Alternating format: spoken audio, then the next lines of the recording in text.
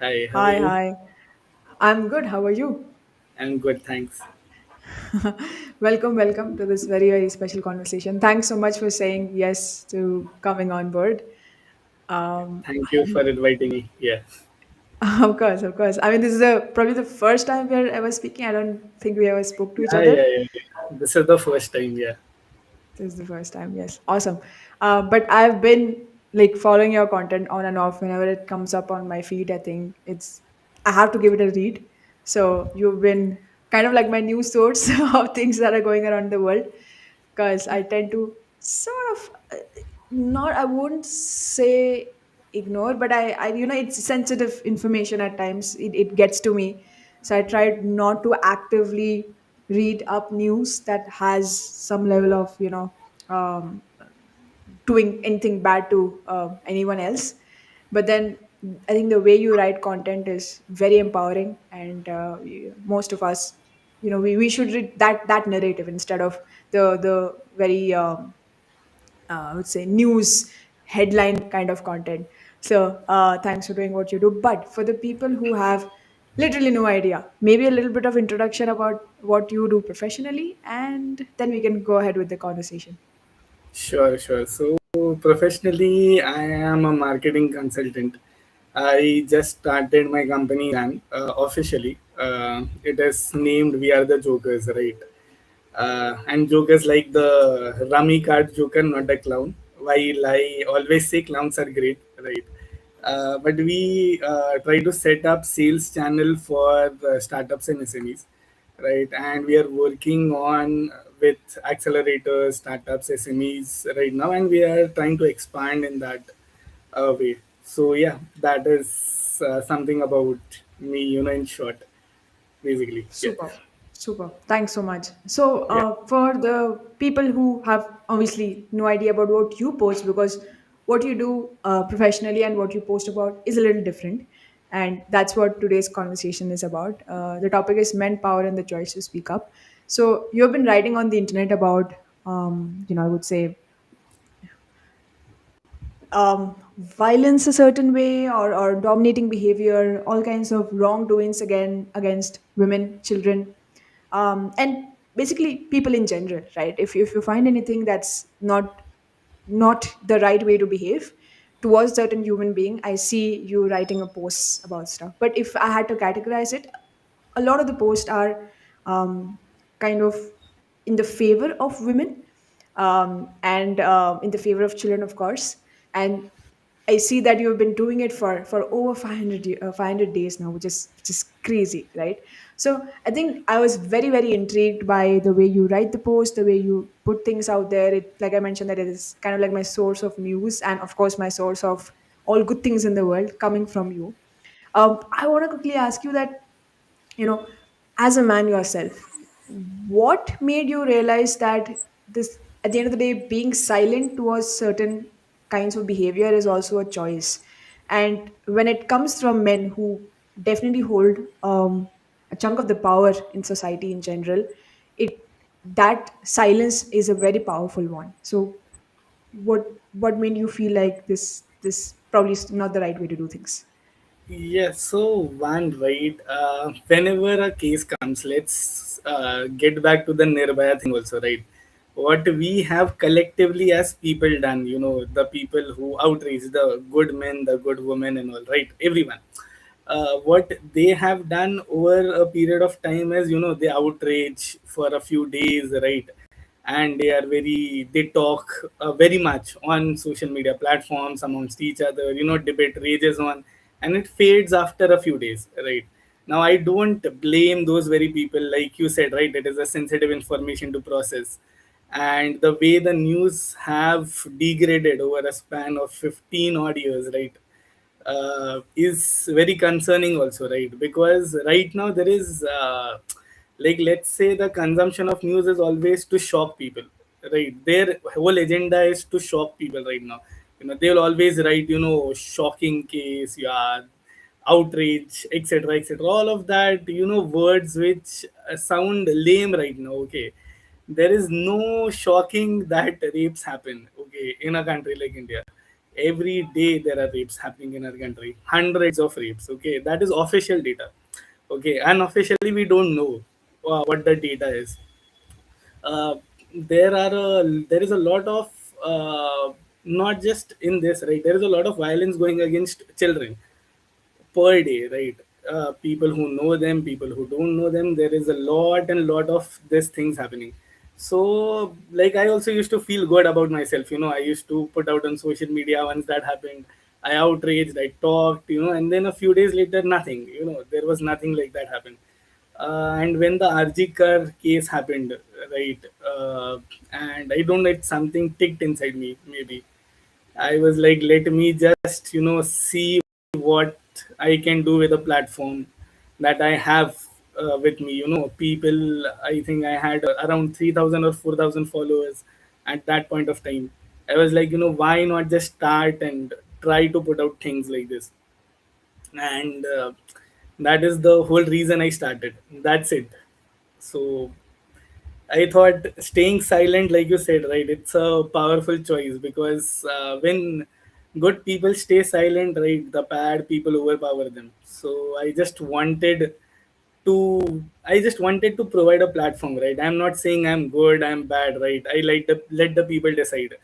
That perception matters. I might be good for someone, I might be bad for someone.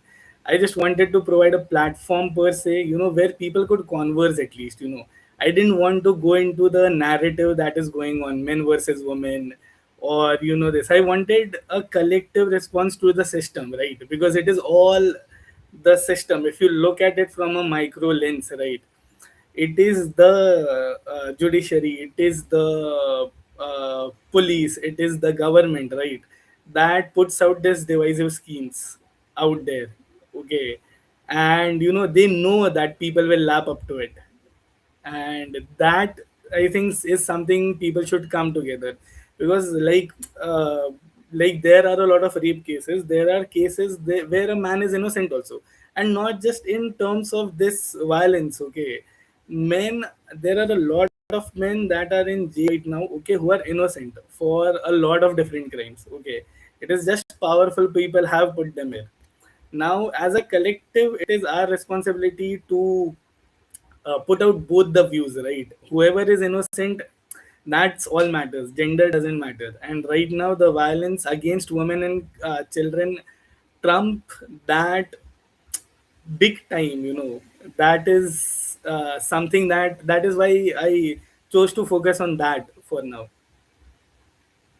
Yeah. Yeah, yeah, makes a lot of sense. I think something you mentioned is so true that it's not a men versus women thing at all. In fact, the moment we start fighting with each other, um, the people with power and influence, they this is what they want. They want us to get so consumed with these smaller everyday things that there's lack of unity, and we don't look at what's really going on. Our it's like a blindfold. We have no idea what's going on in the system. We don't have any idea where our attention is being redirected to from the actual issues.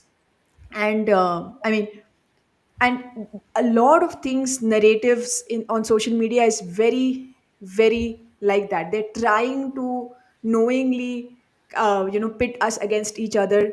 They're trying to show all kinds of narratives. There are bots that comment all kinds of things, and then it could enrage you and could annoy you, and then you're kind of pushed to support your own gender. Oh yeah, all women should stand up for women, and men are bad, and vice versa keeps happening. And at the end of the day, it's each person to its own. It's wrong to just put a blanket statement out there that all men are like this or all women are like this. There are different kinds of personalities and different kinds of people across across genders, right? And at the end of the day, the moment we put a stereotypical viewpoint on anyone, we're the person who's losing out. And I love that you're able to put that across, that it's not I'm not just talking about one particular community, I'm talking about the incident that's going around. We should know more. We should be able to raise our voice collectively as a society against a system that does not that is unable to give justice to the right people. So yeah, I think it makes a lot of sense. Also, you have a comment. Someone online has written, proud of Jay's commitment to choose his violence every single day, choose his voice every single day. That's awesome. All right, Yeah, super. I think, Um, yeah. So, you have been publicly posting for hundreds of days now. I think the today or maybe yesterday it was day 518 of breaking silence. Um, that's 500 days. That's crazy consistency. What keeps you up? What has kept you up for so long? And I know you're gonna continue doing this. What keeps you consistent? So one from time to time I have thought of dropping it, right? Because sometimes it gets overwhelming, right? I cannot keep my mind around, like, because a lot of issues keep on happening. Uh, Sorry. Huh. Sorry. Yeah.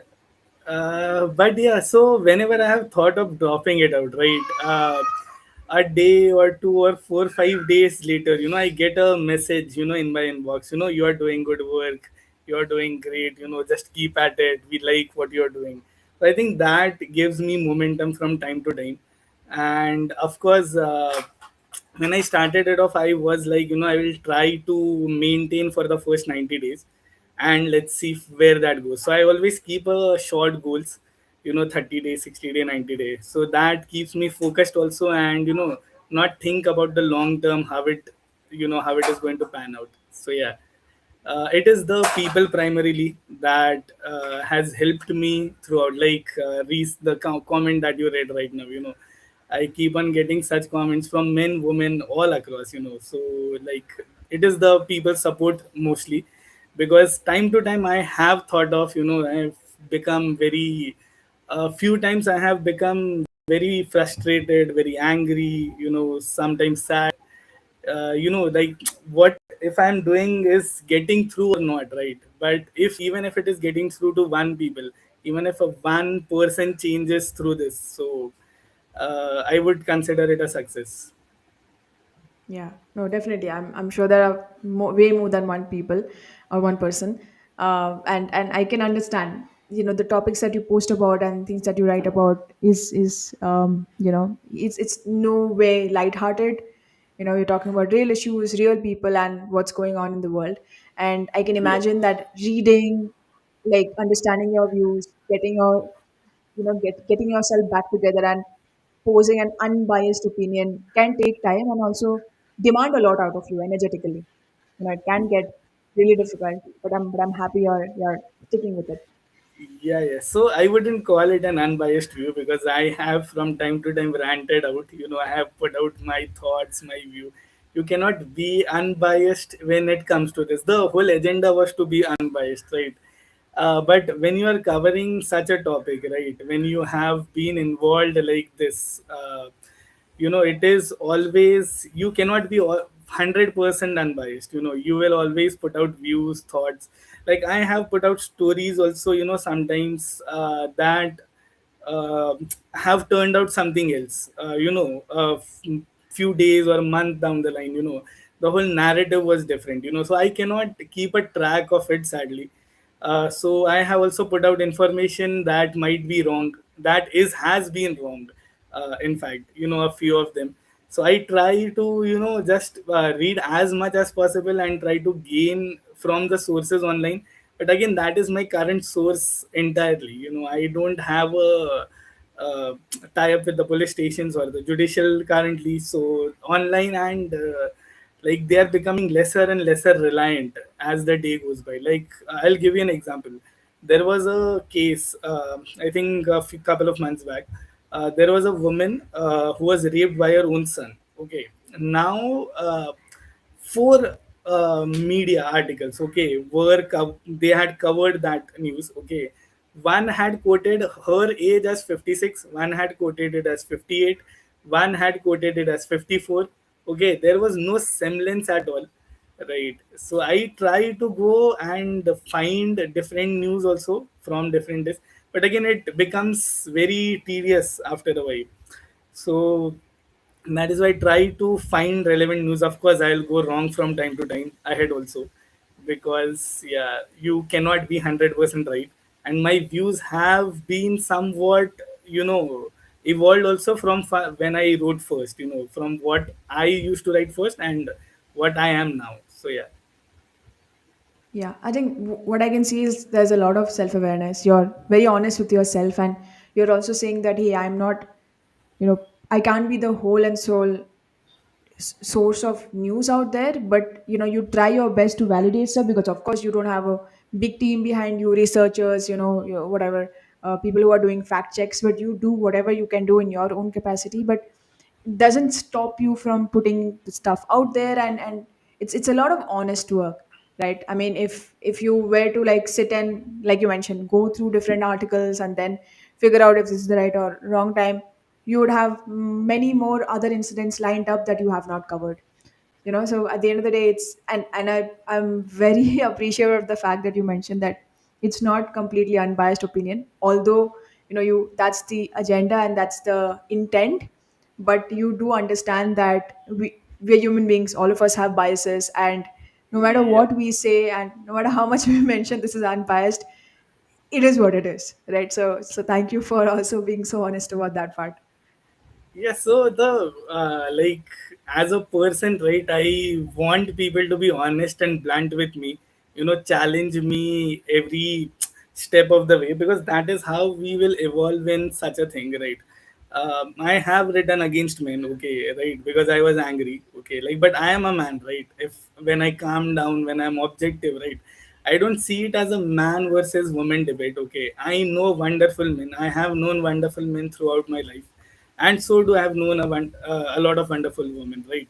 So that is how my thought process have evolved, because I have had people debating with me. I understand what it takes from a man also and what it takes from a woman also.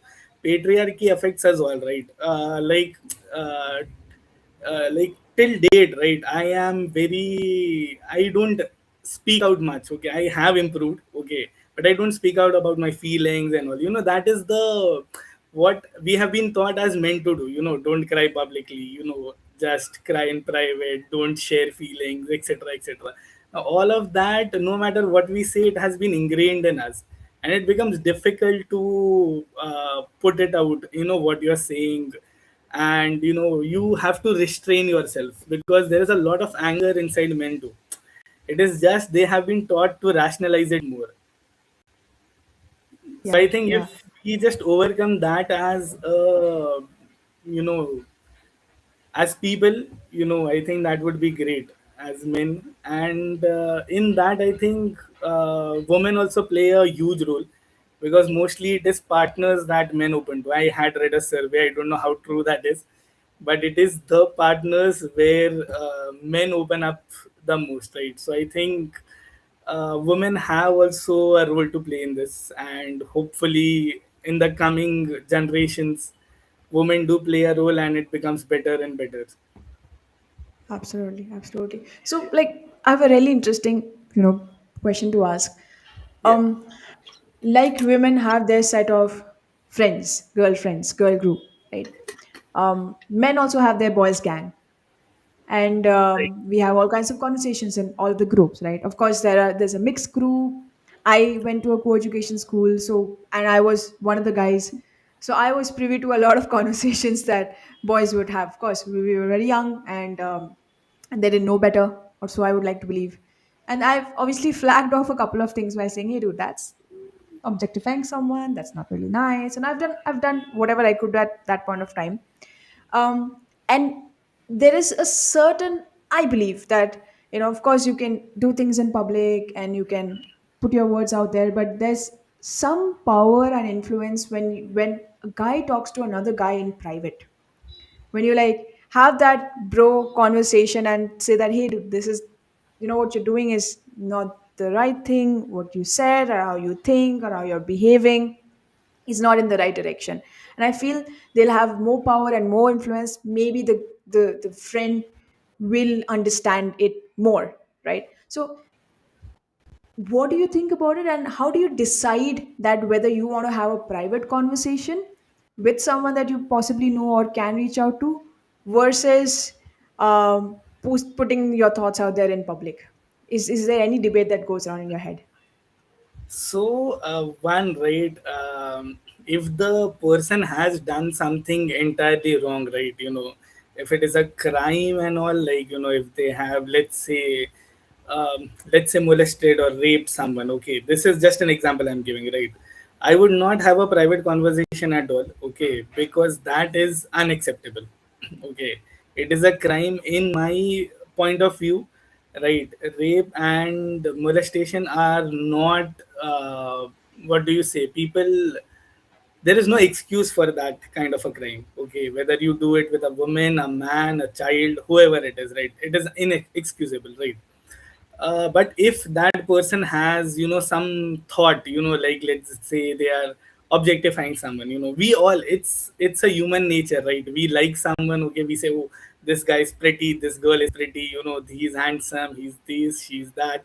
We do that, right? But if that objectification goes beyond a point, right, I would think like a private conversation matters more rather than, just publicly telling them, because it is kind of, we are not trying to gain anything from it, okay? If you are having a public discussion about such a thing, if your friend is objectifying someone in a group full of people, right, you just take them to the side, you talk to them, you make them understand, okay, now this was right, this was wrong.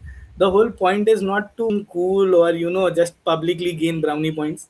It is to educate, okay, at the end of the day. And if someone, whether it is a man or a woman, that is, because a lot of times, we have been brought up a certain way, right?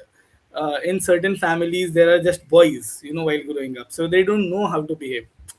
So I think we need to give them a benefit of doubt there. Okay, we need to help them understand their viewpoint, and if you do it in private and without an accusatory tone, I think you can get through them. So that, I believe, should be done privately. Yeah. I agree. Yeah. I think like I would encourage, not everyone can write in public, and I don't think everyone should also, because like you mentioned that it's really difficult to um, put the right tone out there that doesn't really offend people or doesn't, make people again get into those polarized view. Oh, this guy again. Oh my God. Yeah, sure. Man, other problem. There's so many things about stuff. And but I'm sure all of us know someone in our circle of friends or in our family and workplaces where they can benefit from one conversation, one private non-accusatory conversation. And a lot of times they have also no idea that they're saying or doing or believing in something that is probably incorrect, because they have done that for so long and nobody has flagged it off, that they have no idea, oh, this can also be wrong, this can also hurt another person's sentiment. Like in my line of work, I do a lot of LGBT plus related sensitization sessions, and we talk a lot about questions, looks, comments, jokes.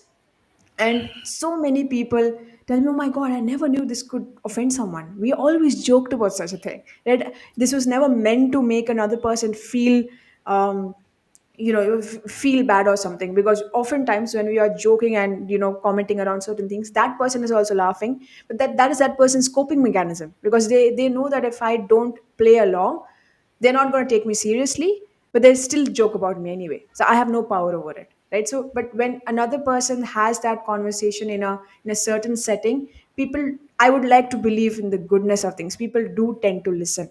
And I feel it's a good balance of both. Of course we need people to write in public, but if not, then all of us can have that one or two private conversations as well. I think that'll do a lot more good.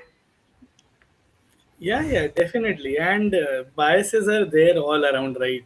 It is not just in men, it is also in women. Okay. So I think it's if you are private, right? If you're privately talking, I have been challenged, a lot of times in private conversations. Okay. I have had problematic views. Okay. So I used to be silent. Okay. Let's say in college, right? There is a group of men. okay, talking about, just randomly joking, okay. And I used to just stay there, okay. A couple of times I have tried to talk to them and they have shot me down, and then third time I was like, just play it along, okay. Now when I think about that time, okay, so I was like, if I had just spoken up at that particular point of time, I was just, rather than being enraged or quipping with something, making everyone shut up, I would have just taken someone on the side and have had a conversation. It would have been much better on my part. So yeah, so it is there. First, before you go on challenging others, I think it is very important to see what biases you personally hold. Recent case example, right? It is recent as a few months. This We were shopping for my nephew, right? Okay, so we were just there. Me and my girlfriend was there in a store. Okay, and we were just picking it out. Okay, and just we saw a random Barbie, and my mind immediately went, "Are no, he won't play with a Barbie." Okay, now that, and then she just, stopped me and, told me, okay, why not, and this and that. We had a good conversation around it, and, there are biases you don't even know, they just subconsciously pops up. So I think it is very important to question your own beliefs, your own system, your own this, right? So I was a big, I have started earning since I was 12 or 13. Okay, so since then, right, I have paid for a lot of things and all, right. So it became very difficult when I went through a tough time. Okay, and I my girlfriend used to pick up the tab, right. It became very difficult for me to adopt to it, right. And till now there is some hesitation, but I've improved a lot in that aspect.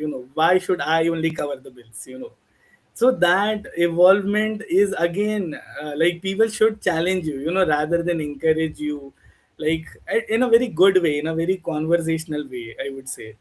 So I think, yeah, I owe it to her a lot of things in the last 2 years, at least, that we have had conversations along these lines, and I have been able to break my own bias here. That's so good. I think we also have, like, me and my partner also have a lot of these debates where um, certain things are flagged off in terms of belief systems. And then I also see so many people around me who I believe to be unbiased in a certain sense have, says things without even realizing that this is could be questionable. Like, for example, let's say we're watching a movie and the actress or the heroine, so called, of the movie is older than the hero or the main actor. And then suddenly I hear things like, oh, she's so old, why is she, playing a role against a younger guy? And I'm like, should I wait for this person to realize what they said? And they just said and then moved on. And then I had to say that, most of the men that play in these, like, I don't see a movie where the age is absolutely similar, or just a little bit of like 2 to 3 years or even 5 years of a gap. There's like 20 years of age difference. And no matter what graphics and special effects you put, isn't that a problematic thing? Like, imagine a person who Yeah. was a big name in the industry is pitted against a woman who was not even born when he was a big name in the industry. That is, what are we promoting here, right? What's going on? Versus a woman who's maybe just a couple of years older than the actual hero, but the director felt that they look good together. What's the problem? Why is that an issue? Right? So it also showcases what we expect and accept in the society in general. In Yeah. general, in society, we're okay with men marrying way younger women, but if the cards are flipped even by a few years, that's worth talking and debating about. Right? So it's really interesting in that sense. So yeah, we should be having all kinds of conversations like this. Yeah, yeah, because I think conversation opens up more, and that I think is the way forward, rather than, because it's a homely thing, right? You cannot, even if, let's say, the government, strengthens and, works well, right? Any government, state government, central governments, and all, right? still the things will happen because it is a level at, it is at an individual level. Okay, government can only do so much, by strengthening the law, etc. and all. Like, in fact, a lot of governments or the high courts have been doing such things, right? Let's say in Rajasthan, okay, the Poxco cases, right, in Rajasthan, okay, they are finished off within 1.5 years. Okay, they have the best disposal rate. Okay, now, again, it is a contradictory thing because it is one of the most patriarchal societies in all of India, right? And now the government is doing that, but again, the crime doesn't stop. It has reduced. Okay, it has reduced a lot. Kudos to the court. Okay, again, now how much corruption happens, doesn't happen, that is secondary, but they are maintaining the timeline. Okay, that is always the first step towards achieving something good. But again, that has decreased the number of cases. People are fearful of going out and doing such things. They are more, but they are finding more ways. Rather, now that is a short term thing. Okay, I believe government regulations is very important, right? If you don't put fear in criminals, they will come out and keep on doing such things. I feel Rajasthan courts or Maharashtra courts, whenever, or Gujarat courts, okay, whenever they go out and put out things like, we lower court says, okay, now this is a rapist of a 2-year-old kid, we will give you out a death penalty. Okay, now the High Court and the Supreme Court should stick to it. Okay, rather than, going on the humanity angle. Okay, there is no humanity in raping a 2-year-old or a 4-year-old or a 10-year-old. Okay, there is nothing in that. I think it is, and whichever human right activist comes and says this, okay, I say you are enabling these people. Okay, there is no humanity in this sort of a stuff. Okay, when you do such a gruesome crime, you have to be set as an example for others so that Yes. they don't do such a crime. Okay, and this is where the hypocrisy is, right? The High Court and the Supreme Court behave like a moral compass. Okay, when the cases number of cases pending in their own courts exceeds more than tens of thousands. Okay, and then they come out and keep on saying, oh, this is not right, this person deserves a second chance. Why, Yeah. if God forbid, okay, I don't say it should, if God forbid it happens to your granddaughter or a grand son, okay, what then?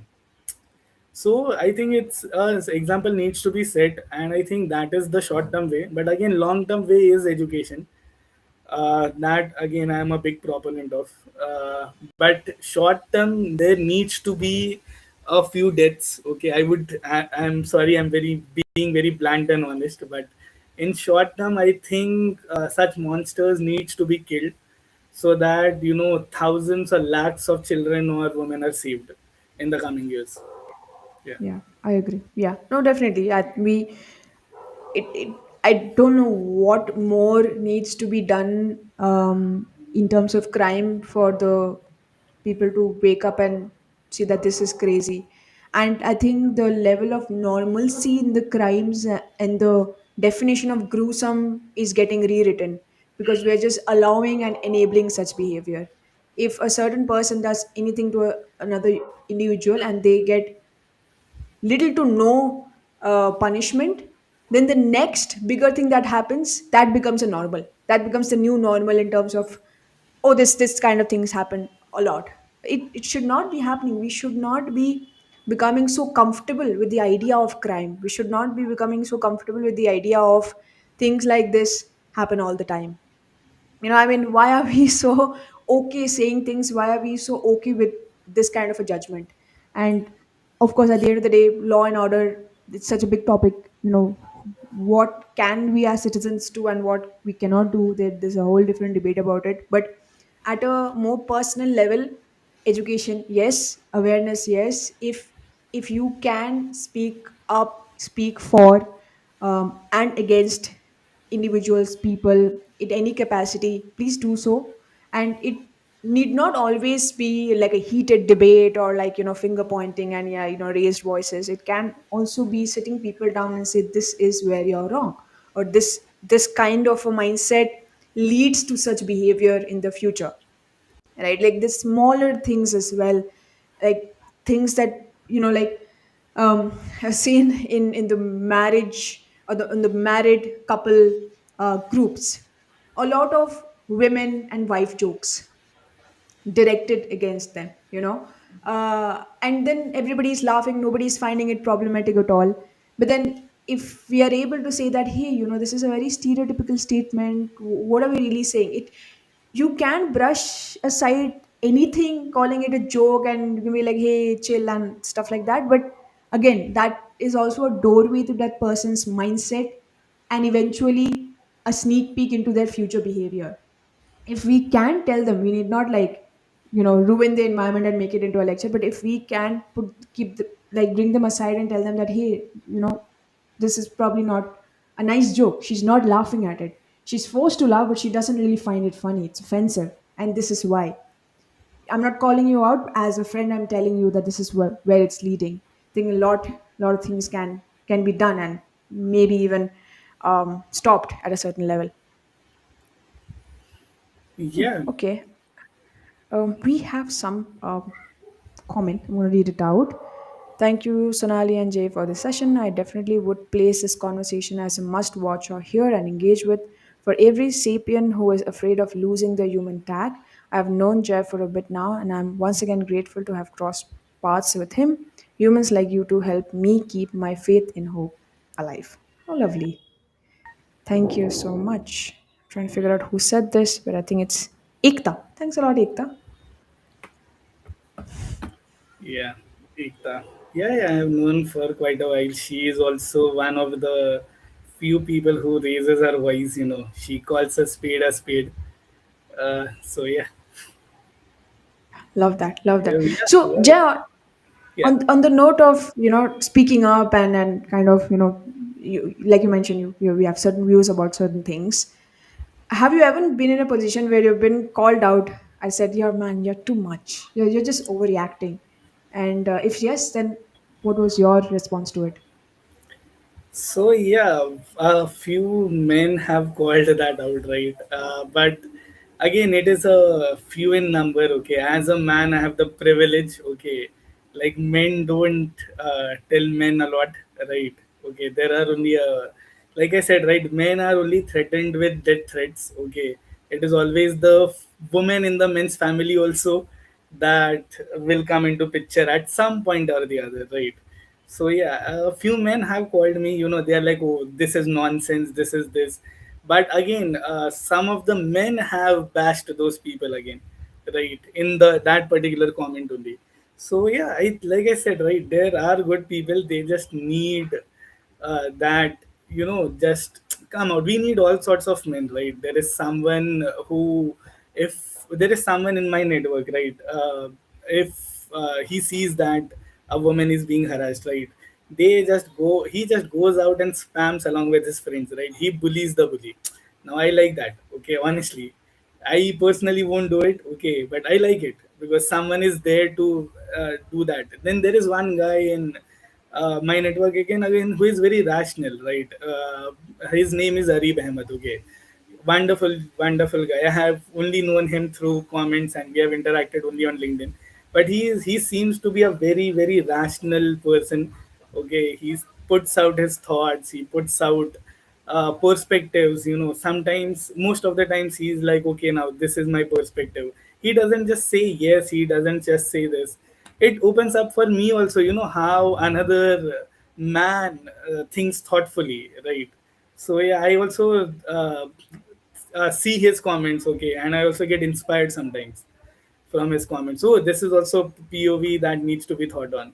So yeah, Nice, nice, fantastic, fantastic. I think, yeah, of course, I like bullying the bully. This is great. I will surely support that. And I think, yeah, yeah, why not? Because if a person is getting bullied, and a lot of times, at least, less on LinkedIn, I would say. Although a lot of times my content has also reached the wrong side of the internet, and people have spammed a lot of hate, and I'm like, who is this coming from? Like, who are you people, and are you not afraid? Because this is like a professional platform, you're obviously applying for jobs, or you're working at a certain organization, but your anti views against my views are so loud that you don't even realize what you're really doing. On Instagram and other platforms, you can create all kinds of fake pages and meme pages, and you can Yeah, spam people behind the garb of being someone else. But when something like this happens on LinkedIn, I'm like, this is crazy. And I think I know that it probably is against whole social media as a business, but if we really want a certain level of behavior from someone, there has to be systems, law and order that enables that behavior. If some social media site allows people to create all kinds of profiles and then spam people in the comments and does not flag it off, versus if there is a way to, like, let's say on LinkedIn, you can actually connect your Aadhaar card, I think, or some you know ID, and you get like a badge which says verified. So, and of course you're going to put your employer's detail, your work details, your professional details, so your money making avenues are all posted out here, so people really hesitate. But these same people will go on other social media sites and platforms. Yeah. spam and say all kinds of crap.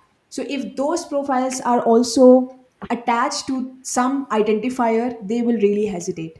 I'm not saying we are fixing that mindset, but at least we're not enabling them. At least we're not giving them more power behind screens to just go and spew all kinds of hate. And it's really sad because it's not just against women, it's against um, like non-masculinity, I would say. Like so many men, let's say they are fashion influencers, or they talk about I don't know, skincare. This, you should use this product, you should groom yourself and keep your skin. The kind of hate that this person gets on there, I'm like, why? You're such a girl. Yeah, yeah, all kinds of crap. I'm like, why, dude? Why? He's just talking about good skincare. What is the problem? Or he's just giving some tips about, I don't know, like putting makeup on a guy. All these macho heroes out there, everybody uses makeup. What is the big deal against it? So that mindset, if there are these fake profiles and places where people can use these fake profiles, you're just enabling that in order for these good people who are just creating all kinds of nice content to get hatred. And I'm sure it gets to people. There are a lot of news out there where cyberbullying has gotten to kids, all kinds of kids. So yeah, that's a bit of a sad part. Yes, I would like to extend this topic also, right? When I see, standing up for women, on Instagram especially, right? All of the comments are, from most of the comments from men come in sort of like this, you are a man hater, you are a simp, you want to get into women's pants, etc., etc. Okay, now that is like, why does it have to be only that, right? Because most of the men think that way. Okay, they're projecting what they think onto others, right? So now that is again a mindset issue. Okay, because they think, oh, he's just talking about men. Like Kunal Kamra had said, I don't know if you watch him or if you follow him, right? He had said that men keep on saying they don't cry, right? And they go out and do war and all. God forbid if they express their emotions, right? What will happen? Yeah. So I think that is very relevant, okay, because certain section of men have victimized themselves, okay, in this narrative. They say, "Arey alimony leke jati hai." Okay, let's say in as simple as this, right? In India, divorce rate is 1%, okay, and हर साल लाखों शादियां होती है India में. Every year lakhs of weddings at least happen in a country like India, okay, and divorce rate is just 1% from that. Okay, now we are discounting the fact the marriage that used to happen 10, 15, 20, 30 years previously. That data is not accounted for. So if you consider all of the marriage data and all of the divorce that happens, okay, the 1% is right now that is happening. And in cities, it is expanding to 4 or 5%. But again, we are discounting the majority of India is still rural. Okay, so how many women are actually getting alimony? Okay, compared to how many women are getting killed by a dowry, or how many women are being raped on the streets. The data is there. There are last from 2015 till 2023.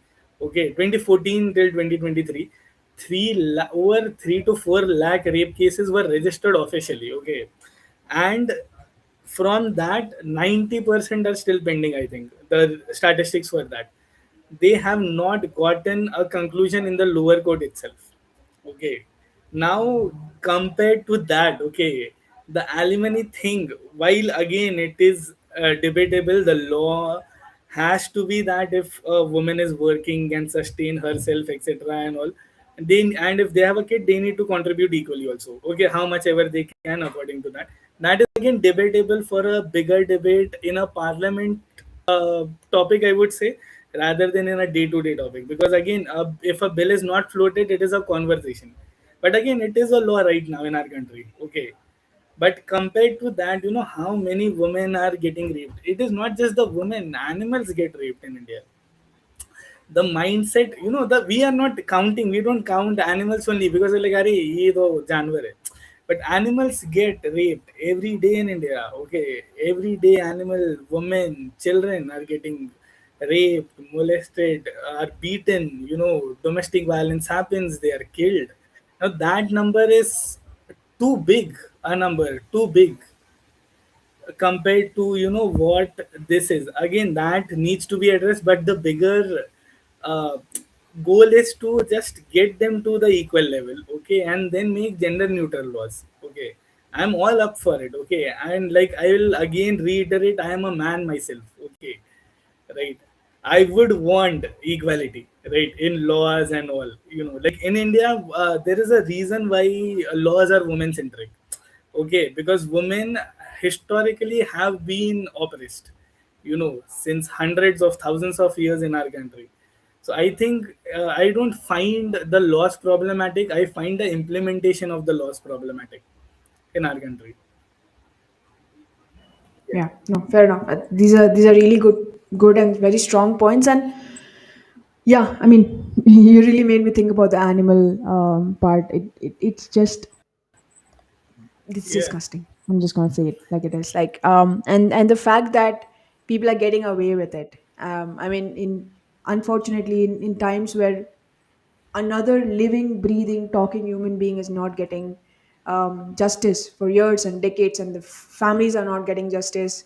Animals who can't even speak, can't even fight for themselves. Nobody's even considering them as a living being. So that's really crazy. And if this if people are listening to this conversation and just heard you say whatever you said, and if this does not bother you, then like really think about it. Why doesn't it bother you? Like, why is this just, oh yeah, okay, fine, this happens, yeah, and I'm aware of this. Like, why doesn't it make your blood boil? To a certain extent, of course, there can be in the range of intensity can vary from person to person depending on so many different factors, but this has to disturb us at some level. Then only some kind of change will happen, right? So speaking of change, yeah, you've mentioned, like you keep mentioning that, hey, you're a guy, you're looking for equal rights, and you're looking for the the victims to get justice, and law and order to prevail. So people like you, like if a man wants to be an ally, just like what how you're doing and whatever you're doing, need not speak in public if they don't want to, but they want to do their bit. What do you think they can do? Where can they start? What's the first real step? I think just start, talk. When, because there are problematic statements going all around in everyday conversation. Okay, whenever someone just keeps on saying, okay, let's say in an office setup, right, when it's a misogynistic joke is being cracked, and people are laughing, just step in, just take the person and say, oh, this is not right, this is not this. I think you need men countering you in this kind of a setup, because the person who has cracked such a joke will dismiss women and say, oh, she's overreacting. Okay, now again, we don't know what triggers anyone, right? Let's say I would give you an example here, right? uh, if a man's parent is dead, right? Okay, and you need to explain it to him in that context. Okay, if your parent is dead, okay, And if we crack a mother or a father joke, dark kind of a joke, okay, how would you take it? Would it trigger you or not trigger you? When in fact that thing, it doesn't matter if the parent is dead a week, a month, a year, a few years, it affects you. A significant change in your life. Some people are close with their parents and all. Even if they are not, you fill the void of a parent, right? Now that is triggering, right? Now that context you need to explain it to that person rather than just going out and saying this is wrong. I think you need that context also to get in, and better examples. I think, yeah, men can start today itself if they want. Somewhere in all of the country there are jokes being circulated in the name of women. There are jokes being circulated, there are misogynistic, there are degrading jokes being said on a woman. Like a lot of people just message women, carry it, just they are just putting out content and they just say carry it. Okay, now that, just go to that person's profile, just if it's a friend, if it's someone just tell them, okay, what is this behavior, why do you think it's a joke? Just go out and try. There are hundreds of thousands of opportunities every day to just start. Yeah. Yeah. I think, like, if I have to make it into, like, let's say, step zero, a lot of guys don't even know what's offensive. They have no idea that this can be not the right thing to say. So if you're a guy and if you have even one woman in your life, can be your sister, can be your female friend, best friend, can be your girlfriend, can be your coworker, whoever it is, right? If you have one woman in your life who you are close to at some capacity, tell her that this is something that you want to improve on. Tell her and give her the right and ask her that, hey, whenever we are having a conversation or whenever I'm with you, if I ever say something that is even in a joke and a very casual tone format that you find is problematic to whatever extent, please flag that off to me and tell me why you think like this. And I think it again, the awareness and the education is step number zero. Unfortunately, schools are not doing enough in this context. We are reading all kinds of books that now AI has. So I mean, what are we even doing? I think schools should now definitely focus on moral science, civic sense, empathy, life skills, basic human skills should probably take up, if not 50%, then at least 30-40% of the curriculum. And since that's not happening, use people around you to kind of point those things out. I keep telling people that, hey, let's say very simple things like, um, I speak decent level of English, but sometimes I have grammatical errors, or I don't get the right pronunciation of something. And I have friends around me who will flag that off to me like, Sanani, this is not the right word. You use this word in the wrong context. And I don't take it personally. Of course, in the very beginning, I would be like, oh my God, this person thinks I'm stupid or this person thinks I'm so cool. But then it gets better. You don't take it personally. You're like, oh, okay, thank goodness I'm saying this in front of you because I don't want to go out in public and say something wrong.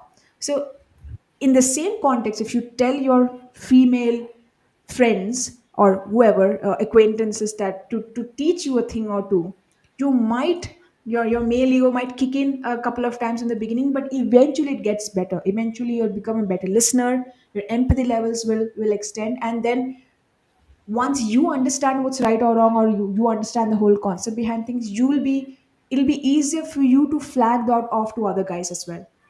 I think learning needs to come first, and this is a very, very simple step. But I would like to counter your point here, right? So why men, right? Because like you said, men don't know that this is wrong. Okay, why not the, like you said, the sister or the partner or the girlfriend or the wife or the best friend or the coworker, right? Why not them taking a step? Right. I think women have in India in the last 20-25 years, right, are the swing voters. Okay. I am a big believer in that, and the data backs me up. Okay. In a lot of constituencies, women voters are more than men voters. Okay. Let's say, and in especially areas like Bihar and UP where the men come out and work. Okay, so they are huge in number back there. okay, rather than the men being there, right? So, and it is not that they are not organized, okay. There are 91 lakh self-help groups in India of women. Okay, so if you say like women have been saying that we are not represented, we are not safe in our country, we are not this, we are not that, and you can talk about in this self-help group on a range of topics. Okay, why not talk about voting for the right candidate? Right. Like I'll give you an example. Right. In Borivali East in Mumbai, there is a society. Just before the BMC elections, they said 1,300 residents will vote for the candidate who will get them clean water. Okay, if 1,300 residents can come together for a clean water, okay, why not 91 lakh self-help group which with members exceeding 10 crore can say, okay, we will vote for the right candidate. You pick the right candidate, and if you say that no one is the right candidate, okay, fine, then make your own candidate. Okay, right? If 10 crore women, okay, I'm just giving you basic maths here, right? If 10 crore women contribute 100 rupees, okay, it is 1,000 crore, okay, in funding, right? Now 1,000 crore of funding can at least get you 1,000 candidates, okay, standing up. That is basic math here. Okay, there is nothing else. If you want to be organized, women have organized well. Okay, women have created wonderful startup groups, only women led groups, Wiki and WinPay and all of this, women led entrepreneurs coming together. Women, the Gram Panchayat women have come together and formed groups. The government have made groups for women. Okay, so I think it is the time of the women. Okay, honestly, in India, in a country like India, okay, women are becoming more and more aware.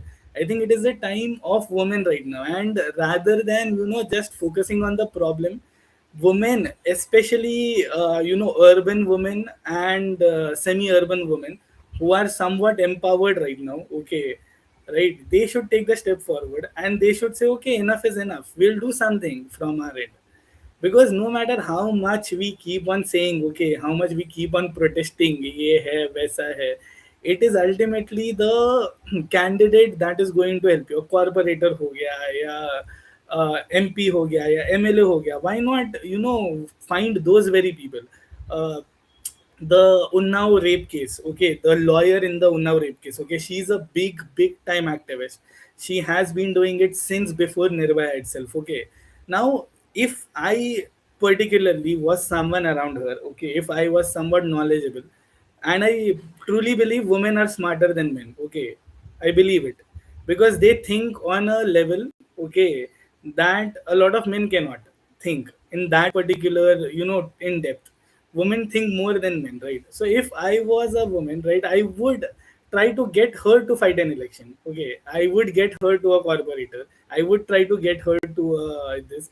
Why does she have to do it all alone? Okay, she doesn't have funding, by the way. Okay, she does it, she fights, and she gets funding from people. Okay, so if she can get funding from people, and while from her own kitty, why not as a woman support her? Okay, why not as a woman give her more money, because she's going to do good, right? You are not giving to a career politician, a woman career politician. Okay, they are also useless as men career politician, by the way. Okay, why not give it to a candidate like this, right?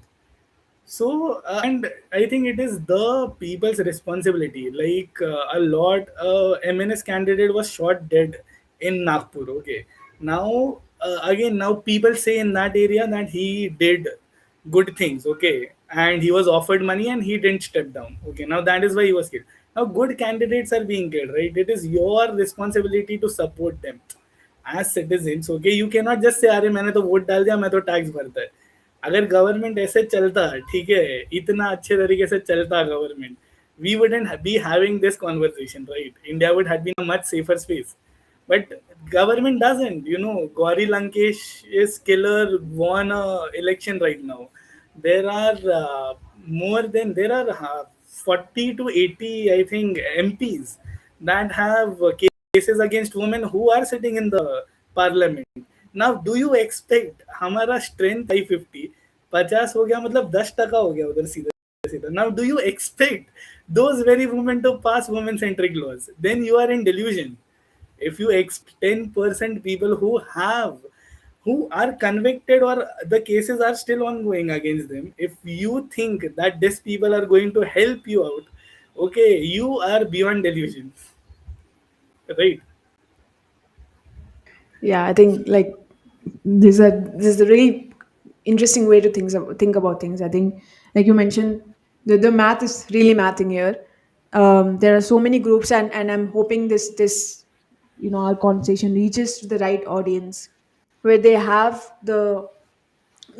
use the community and put the energies in the right direction. Like all of these groups, they come together, they discuss challenges, but then at the end of the day, who are you solving the challenges for? You can solve it for each other at a very small scale, or all of you can get together and, like you mentioned, the entire way of putting the right candidate out there, doing basic research about who's doing what, and giving them specifics. Like if you solve this problem, it's yours. Like for example, simple things like in Bangalore, the roads are really really problematic. Like there's a lot of like creatures on the road, and it's very difficult to ride, whether it's your own vehicle or you're on a public platform, public transport. It's very very difficult. And then you see these big big posters and hoardings of people with their faces on it, politicians or whatever, that and just I'm sure some money went into putting that huge poster out there. If you can take Yeah. that money and just fix the pothole here, you won't need that poster. Or even if you want to put the poster and say, hey, I fixed this pothole. Put a before after picture. Then I'm gonna trust you. But if you put a big picture and there are in that same lane there are homeless people, there are the roads are not well, there's all kinds of nonsensical things happening on that in that same small road or that small lane, I'm going to look at you in a very different tone. I'm going to be hella pissed. In fact, you're doing just the opposite for me. I am going to look at you and be like, this person that definitely does not deserve any money, because this is what they're using our hard earned money and putting up posters of themselves. Life more than yet 5x life size posters of yourself. What have you achieved to do that just because you have some money? So yeah, you're definitely right that we have to think in terms of how can we kind of try to at least make a difference in the current systems, and not just sit and complain and talk to each other and be like, oh, nothing is changing. But then if there is a way to allocate money, resources, power, and put it in the right direction, we ought to do that. Yeah, because the way we vote, that I think needs to change, especially women, right? They will like honestly, in 2014, women looked at Modi ji. Right now, women are looking at Rahul Gandhi ji. Okay, now they are not going to come to your area and fix the things. Okay, they are national leaders. They don't even know that area where you reside exists. Okay, honestly, they don't know each and every region in a country like as vast as India. Okay, while you elect those people for the international thing. Okay, right, again, like, I don't want to go into the politics and all. I'll just stick to people here, right? In our area, right, we chose a corporator, okay, that no matter whom you call, right, if you call that person, he worked for us. If you call him, okay, oh, this is the problem, we'll solve it for you. Oh, this is the problem, we'll solve it for you. Okay, now that is a candidate you need to select. Okay, most areas people don't know their corporators, right? They are like, अरे ये party का, ये party का, अरे but corporator कौन है? MLAs are also not going to fix it. Okay, MLAs have corporators fixing it for them while they work on the betterment of the people. Ideally, it is there which they don't work. But I'm just telling you, right? It is the corporator who fixes the problems, right? If you have a issue, you go. People don't know where a BMC office is for water or a certification in their areas. Okay, but from urban people don't know. Okay, if I ask you who is the BMC commissioner in your area, they'll just sit and like, oh, कौन है? BMC commissioner भी होता है क्या? ये होता है क्या? So in Mumbai especially, right? People are very non-political here. People are not aware. They just go on with their life. I think That is why the issues persist every day. Like you talk about Bangalore roads. If you come to Mumbai, okay, you will be like, "Arey, Bangalore international level ka road hai." Okay, the roads are I've so been to bad. Mumbai many times. Yeah. Yeah, see, the roads are so bad right now. Okay, and it is sad that people don't come out and people vote for note for vote scheme or the EVM hacking, and it is not one party. Okay, it is majority of parties. Unless and until people change how they vote, it is a party thing, right? You say you are BJP, you are Congress. Okay, now why? See the candidate, okay? It doesn't matter. If you are a hardcore Congress person, fine. But if a BJP person is doing better as a corporator, okay, don't select them as an MLA. Select the corporator as as a corporator for your area, right? Because he is the one who is going to work, right? We need to see beyond all of this and vote for the people working for us rather than अरे ये अच्छा है. Like why the loyalty? I don't understand. Yeah, yeah. No, you're Whoever right. I think works, yeah, yeah. yeah, whoever And does the work at the end of the day, it's about that position and the responsibility that the position gives you, and yeah, not the whole this team, that team, this party. Oh, I am loyal. They have done. I mean, a lot of these views stem from also, from your families. If a certain family has yeah, voted for a particular party, they feel they are loyal to that party because some gazillion years back, some person of that who doesn't even exist anymore has done something well in their village or in a yeah. certain area. I mean, why should they still? They should not be entitled to it anymore. It's done. You did something well. You got vote. You got power. You had fun with it or whatever. You did your job. But then every person rather, they have to pay their dues. They have to prove themselves that they are the right person for that particular job. Yeah, yeah, Yeah. definitely. Because we vote on national level leaders, okay. While they might be good or bad, again, that is up to debate, up people to people, right? But they are not going to come to where I stay, and they are not going to come and say, "Arey, मैं काम करके देता है." Even if I write them, they are not going. CM is not going to reply to me. CM has a lot of CM is traveling world है. CM is not going to look at it. And again, अगर CM भी है, ठीक है, even if he is the MLA from my region, I know he's not going to be approachable for me because he is going to appoint someone to run things because he has a lot of work to do. Yeah. So Yeah. it is the corporator, and I think you should select the people who are staying in your particular area so that whenever anything happens, you can collectively go to that person and pound that person. You're like, अरे क्यों नहीं हो रहा है ये? क्यों नहीं हो रहा है ये? So that is the Keep accountability we need to take here.